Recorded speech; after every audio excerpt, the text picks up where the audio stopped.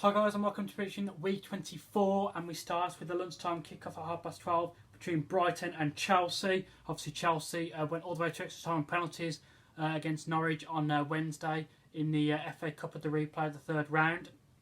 So I'm not sure if tiredness is going to come into play. We know that Brighton can get it. They're a very tough side to go to. Brighton, and I think Brighton can get something out of this as well. I'm going to go for a tight game. I'm going to go Brighton 1, Chelsea 1. Now we go to the pre-cup kickoffs, and we have West Ham versus Bournemouth. Again, this is going to be a very, very, very tight game. Obviously, West Ham another hard place to go to. They've conceded a lot of goals, but obviously the crowd and everything, it's a fortress place to go to. But I think Bournemouth are the better side, to West Ham, even though West Ham are at home. I'm going to go West Ham 1, Bournemouth 2. We then have Everton versus West Brom. Obviously, Everton's just signed Theo Walcott. All the best to him in his new career. And that, new club, should say, new career, but new club. It hasn't really quite worked out for him at Arsenal. Over those years, didn't really fill up to his potential. But hopefully, Sam Allardyce can get the best out of him, and he can be a good fit for Everton. Obviously, West Brom's going to be a hard side as well. It is at Goodison Park, but again, I'm going to go for a really, really tough, tight game. Because I say both teams haven't really played well. Both teams in need of 3 points, but I'm not going to give the teams the 3 points. I'm going to go Everton 1, West Brom Albion 1. Then we have Burnley versus Manchester United. Again, another tight, tough game. Burnley, a horrible place to go to. I've realised that myself with Arsenal and other teams that have been there as well. But again, you'd expect Manchester United, as they are the better side. You'd expect them to see 3 points here, just about.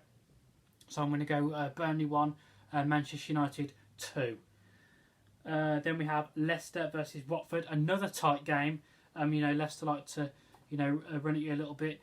Watford, they're a bit like, I don't use the word like part of the bus, but they're more, seem like more defensive kind of tactic rather than, go all guns blazing out. Never used to be, but that's how they seem to have set up themselves this year. But I do think, because it's at home, I think Leicester should just about break the deadlock. And we're going to go Leicester 1, Watford 0. We then have Stoke versus Huddersfield. Again, another tough game, very tough weekend. Again, Stoke not had the best of seasons. Looks like they're going to go down, actually. I think they've not recently just sacked Mark Hughes as well. So I'm not sure they've got a new manager in place at the moment. Not too sure what's going on there, but I think they've just recently sacked Mark Hughes. Huddersfield again, they started off all right, but now they seem to have dipped in form. They think they find themselves 16th, 15th, something like that in the table. So again, not really high expectations for this game. I'm going to go Stoke 0, Huddersfield 0. Then we have Arsenal versus Crystal Palace. Again, another tough game. I think my dad was telling me that Arsenal was the last team to beat Crystal Palace, and we all remember that night, where we made lives hard for ourselves yet again. We ended up winning 3-2, but it could have been so much easier. It could have been so much better if we just not keep making these stupid defensive errors. And again, I'm not going to give a win to Arsenal. I'm not going to give a win to Arsenal at all. Because I don't think I've spoke to you since then, since the FA Cup. So we were absolutely dreadful in the FA Cup against Nottingham Forest, to disrespect a trophy like that and make 8 or 9 changes. We're not talking a pre-season friendly here against Nottingham Forest. We're talking one of the oldest tournaments, in football history, the FA Cup. And you go and make 8 or 9 changes, and then don't even put any world-class players or any first names on the bench. It's absolutely just disrespectful from Arsene Wenger. And Nottingham Forest deserve to win that game, if not more. I know 4-2 doesn't really tell a story. They should have absolutely been out of sight. And we've just not been our best. And obviously, and then Bournemouth, last week, find ourselves 1-0 up, make stupid defensive errors again, find ourselves losing 2-1. Every single goal Arsenal nearly concede, you watch them. They're almost preventable. They're always Arsenal's own mistakes that other teams capitalise on. All this stuff with Alexis Sanchez as well is not helping the camp. Let's just fuck off now. Do you know what I mean? Just go to Manchester United and just, quite plain and simple, fuck off. You're doing my fucking head in now. You know, just go to Manchester United. I don't know how the holds up here. You know, as far as I'm concerned, we've agreed to have Mkhitaryan, and they're going to have Alexis Sanchez. So why are we still sitting here?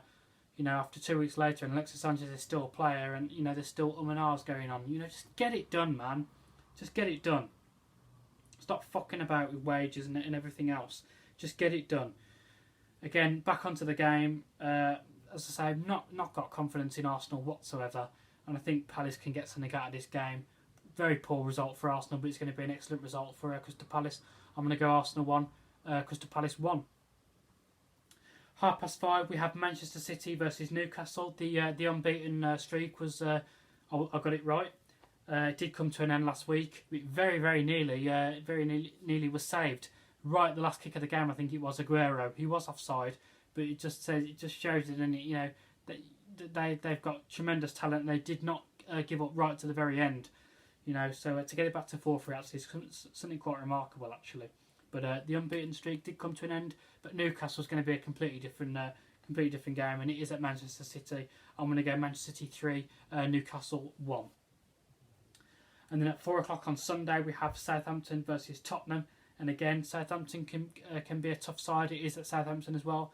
But again, you'd expect Spurs to be the stronger side. So I'm going to go Southampton 1, Spurs 2. And then on Monday at 8 o'clock we have Swansea versus Liverpool. I think Liverpool are going to start, you know, gaining confidence again now. Swansea, another team that have been really poor this season. It is at Swansea, but you'd expect Liverpool to have too much class for them. I'm going to go Swansea 0, Liverpool 2. So that has been my predictions for this weekend, guys. I don't think I'll see you next week because it's an FA Cup, but I think I'll see you a week Monday because I think there's fixtures or something on Tuesday and Wednesday after that. I'm not quite sure, but if that's the case, then I'll see you then. But until then, take care. Hope you have a lovely weekend, and I'll see you whenever. Thank you for watching, guys.